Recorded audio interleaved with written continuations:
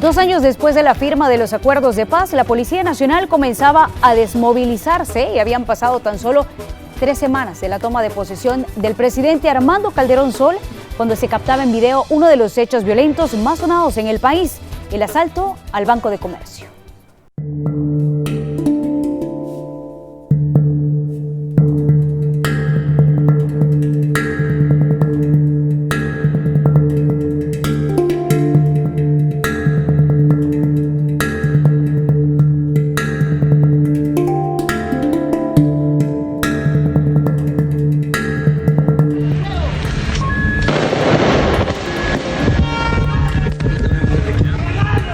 Mira.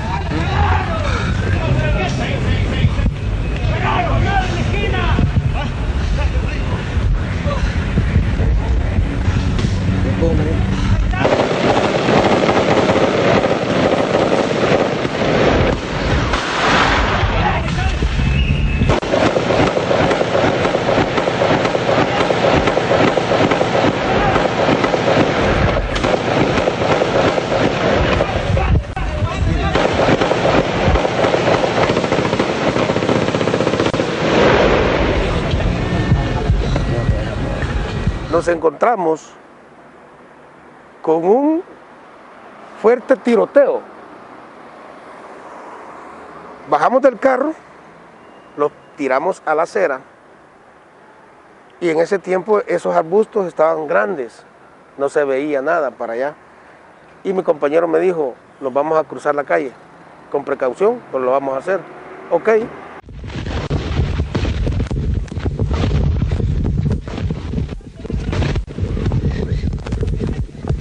La única salvación que nosotros tuvimos ese día, en la mañana, veníamos de acá y lo único que nos salvó la vida, puedo decir yo, es este árbol que tengo aquí. Mira. Las balas no daban tregua en la 21 Avenida Sur y calle Rubén Darío el 22 de junio de 1994.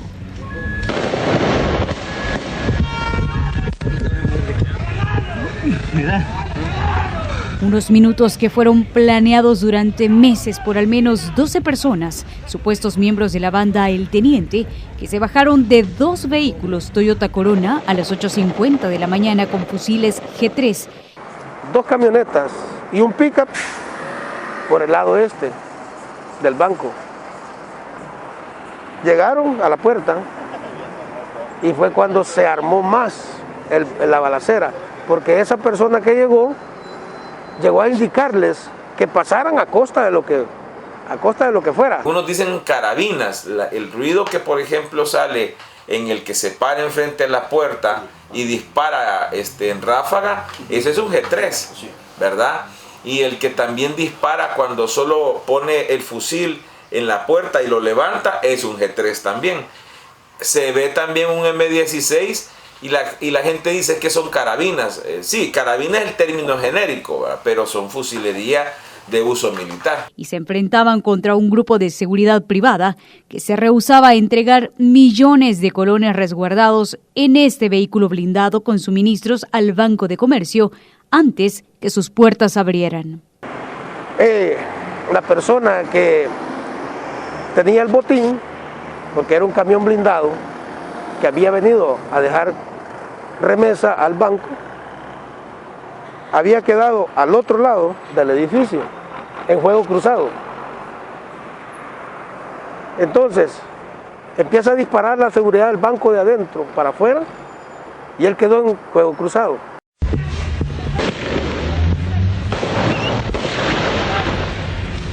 Con uniformes de la Policía Nacional, que se encontraba en transición con la recién formada Policía Nacional Civil tras la firma de los acuerdos de paz, los delincuentes lanzaron una granada que no estalló al interior de la agencia para evitar refuerzos. Esa granada quedó cabal en la puerta del banco. Un señor taxista que estaba enfrente falleció ahí en el acto ese. Intentaron agredir a los periodistas que circulaban por la zona y registraron todo en video. A media calle se volteó uno de ellos y nos quiso disparar a nosotros, pero Minutos antes le había caído un balazo en el cargador y ya no pudo dispararnos. Los asaltantes consumaron el hecho. 1,5 millones de colones ya estaba en sus manos, es decir, $171,821.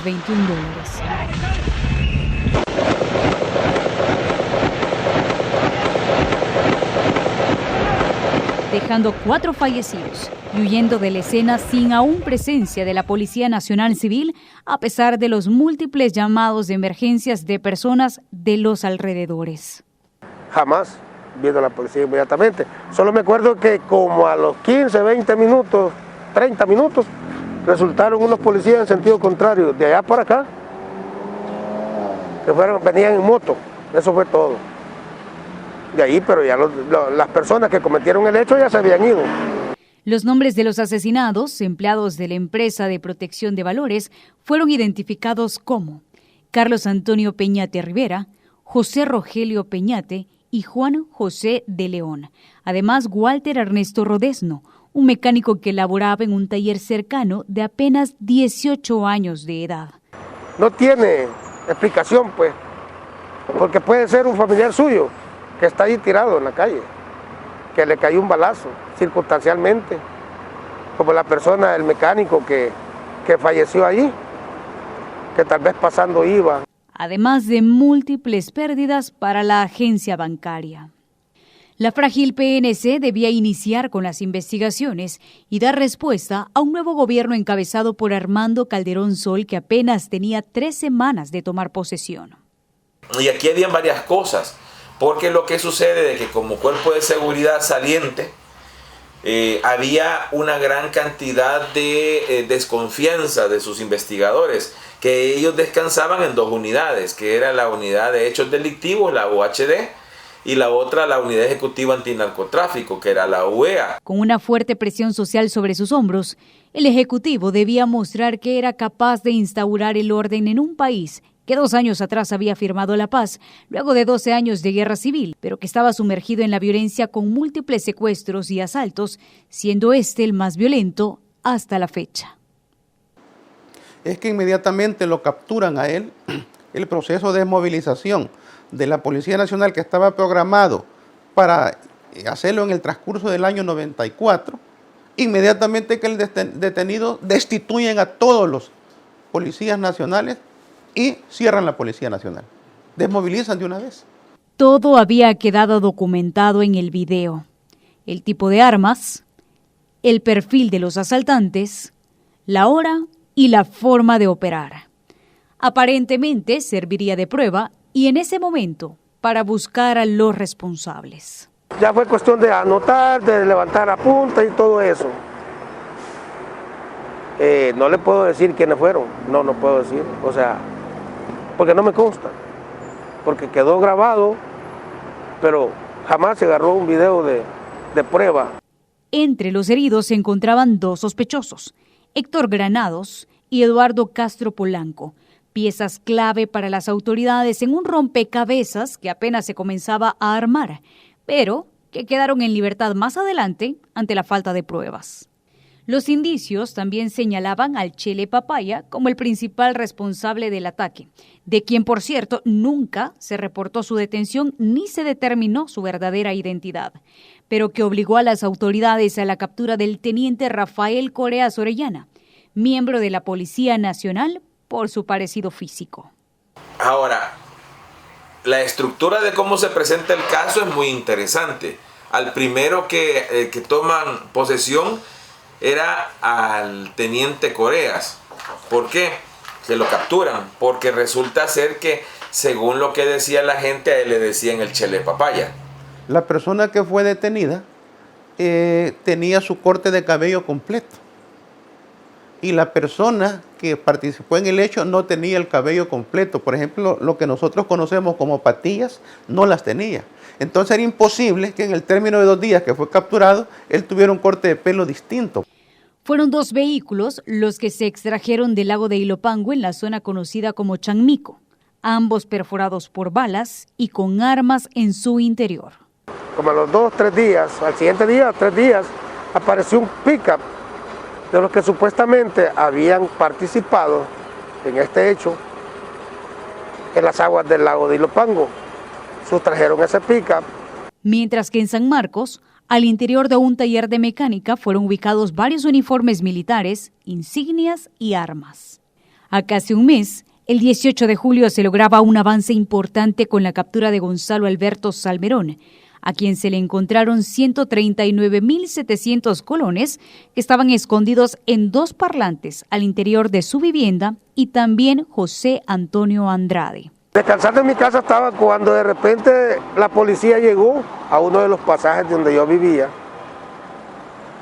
y en un bafle de un microbús fueron a hallar un montón de dinero, bastante dinero. Era de un pastor evangélico. Ese pastor evangélico supuestamente participó en esto. Ambos enfrentaron juicio junto al teniente Rafael Coreas, en un proceso que pondría en perspectiva la debilidad estatal para reunir pruebas concluyentes en contra de los acusados.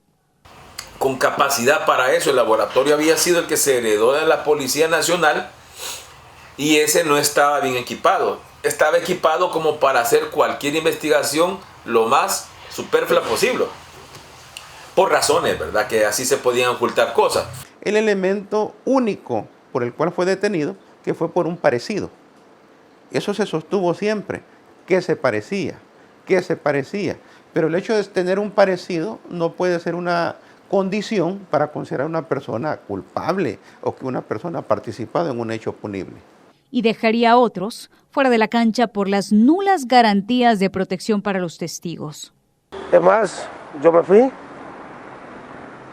de vacaciones, ¿verdad? Porque corríamos mucho peligro en ese momento, porque los cabos estaban sueltos, pues, o sea, no teníamos garantías, lo habían visto en el rostro, lo habían visto en la cara y todo. Y me dijo mi jefe en ese tiempo, váyate a descansar.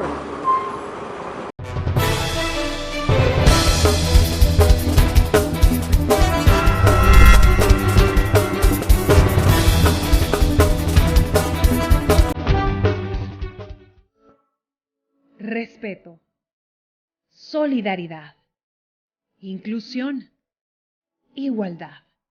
Son los valores con los que se construye una sociedad más justa y equitativa. Este 8 de marzo, en el Día Internacional de la Mujer, honramos el valor de las mujeres salvadoreñas, a cada una de ustedes, tejedoras de sueños y forjadoras de destinos. Rendimos nuestra admiración.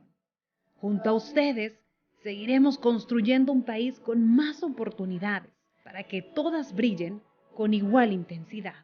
8 de marzo, Día Internacional de la Mujer. Somos RSM, Red Salvadoreña de Medios. Con Noticiero Hechos te informas en las redes sociales. Puedes informarte en vivo en X,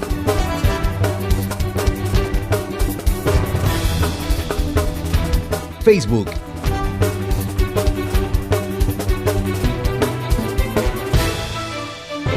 y YouTube. La noticia en 360 grados con la credibilidad de Noticiero Hechos.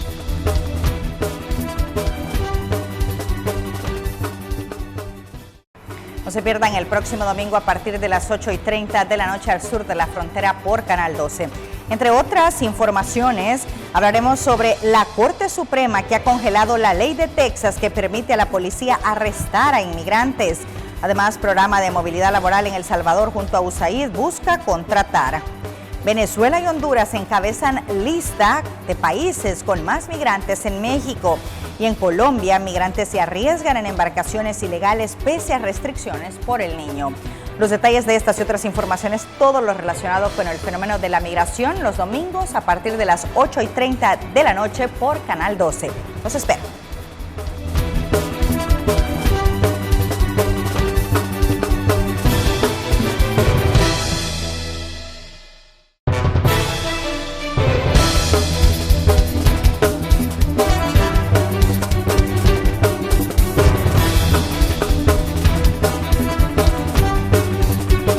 Una cosa sí quiero rescatar bajo mi percepción. Lo que digan los demás yo lo respeto. Esa persona era inocente. Creo que se cometió un error. Creo que se cometió un error. Lo reitero.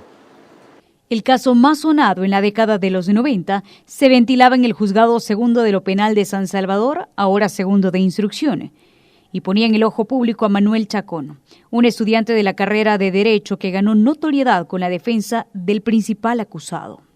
Lo que tomaron en cuenta los jueces fue medidas antropométricas, es decir, que ellos se constituyeron al lugar de los hechos y pudieron establecer que la persona que aparecía en el video no tenía la misma altura ni las características de la persona que fue detenida. El Ministerio Público requirió la intervención de los Estados Unidos a través del Buró Federal de Investigación, FBI, con sede en Washington. Esto a pesar de las críticas que esto le traería. Creyendo de que el presidente Calderón Sol quiso ayudar, lo que estaba era al revés, diciendo que no confiaba en la policía naciente, aun cuando sabía que nosotros habíamos tenido ya capacitaciones no de una semana ni de dos, sino que serias con FBI, con la DEA, con todo esto que le mencioné. Presentaron 46 fotografías a color y 21 en blanco y negro sobre los supuestos involucrados, además de un estudio técnico en el video que figuraba como una de las principales pruebas.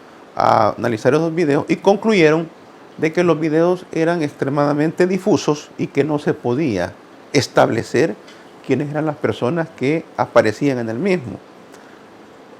También el análisis del FBI fue encaminado a tratar de poder determinar las voces que se escuchaban, si pertenecían a alguna de las personas involucradas.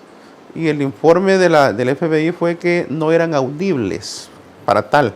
El material que más tarde fue desestimado mostraba siluetas de las más de 10 personas que perpetraron el ataque. Con lo que era grabaciones digitales no existían, sino que en nuestro país eran grabaciones de VHS, de beta, dependiendo del canal en que se trabajaba. Y eso no quiere decir que fueran malas, lo que sucede es que la resolución para cuando uno hace el acercamiento, ustedes saben que no es lo mismo que el pixel. Las únicas pruebas en contra ahora eran el testimonio de quienes habrían presenciado el hecho y que se rumoraba no acudieron por temor a represalias. Se trató en el momento de que se declarara, pero no hubieron garantías en el momento para que eso fuera. No es cierto. Todos los testigos declararon. Todos los testigos declararon. Policías, todos fueron a declarar. Nadie dejó ir a declarar porque tuviera temor. Todos declararon. Porque son las personas que estaban en el lugar y los que dieron fe de que él estaba en el cuartel central. Incluso hasta el director de la Policía Nacional de los dos declaró, tanto de la PNC como de la Policía Nacional.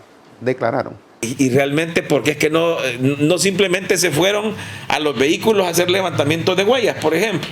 Si no hay ninguno con guantes, ahí se nota bien que no hay nadie con guantes. Entonces, ¿por qué no lo hicieron? Eso quiere decir de que esta planificación, habían personas más arriba de las que sabían que iba a pasar. El 3 de febrero de 1995, tras 7 meses y 14 días en prisión y ante la falta de pruebas, el teniente Rafael Coreas Orellana quedó en libertad. Se rumoraba que el famoso Chele Papaya era un invento para desviar la atención de quien sería el autor intelectual de los hechos. Es una persona que existió. Lo que pasa de que, como le dije hace un momento, no se movió la investigación, no tenía que irse. Que había un joven de 27 años en aquel entonces, que ahora ya debe tener 56, 57 años, y resulta ser de que a él le decían el Chele Papaya tierna. Es decir, habían hasta algunas personas que decían, no, es que este era hijo no reconocido, y se metían hasta cosas de especulación exageradas. Una multitud de nombres desfilaron como presuntos autores intelectuales y materiales del millonario asalto, sin finalmente dar mayor resultado. La investigación se basó en la captura únicamente por un señalamiento de un parecido.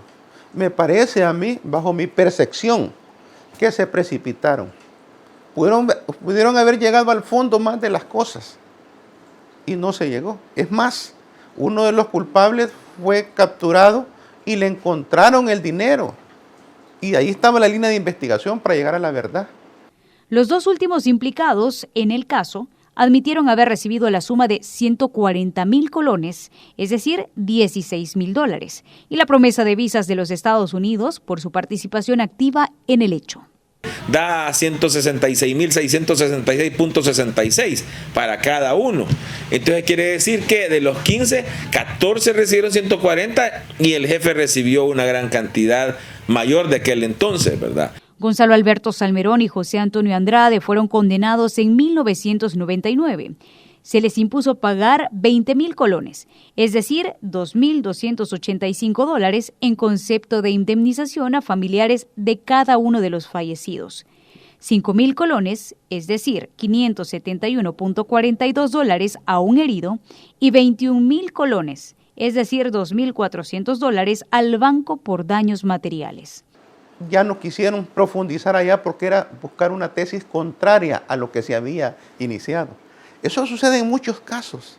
Cuando inician una investigación con respecto a alguien y después concluyen que hay un error, prefieren continuar sobre la base de lo mismo porque sería admitir que se han equivocado. Sin embargo, todo dio un giro en el año 2000. La condena fue revertida por un tribunal superior, alegando que el juez no tenía competencia para fijar una responsabilidad civil a los imputados, es decir, libertad absoluta sin desembolsar un solo centavo a pesar de la condena. Es importante destacar de que si se hubiera llegado por la investigación con los que se tenía detenidos por un lado y con dineros encontrados, creo que se hubiese llegado a la verdad. Ahora se puede contactar a cualquiera de los de la época porque aunque lo confesaran ya prescribió. Ya eso va a cumplir 30 años y ese delito que era un robo, porque eso era un robo, prescribió según el código que les tocaría, que les hubiese tocado a ellos. Casi se cumplen 30 años de este sonado caso que no encontró justicia para las víctimas por falta de recursos, capacidad instalada y además falta de voluntad política. Esto a pesar de las presiones existentes. En este momento contamos con garantías de no repetición, con una Policía Nacional Civil más fortalecida, equipo tecnológico que favorece la persecución del delito y una fiscalía que asegura tener la capacidad de lograr condenas en la mayoría de casos. Esto es Hechos en Perspectiva.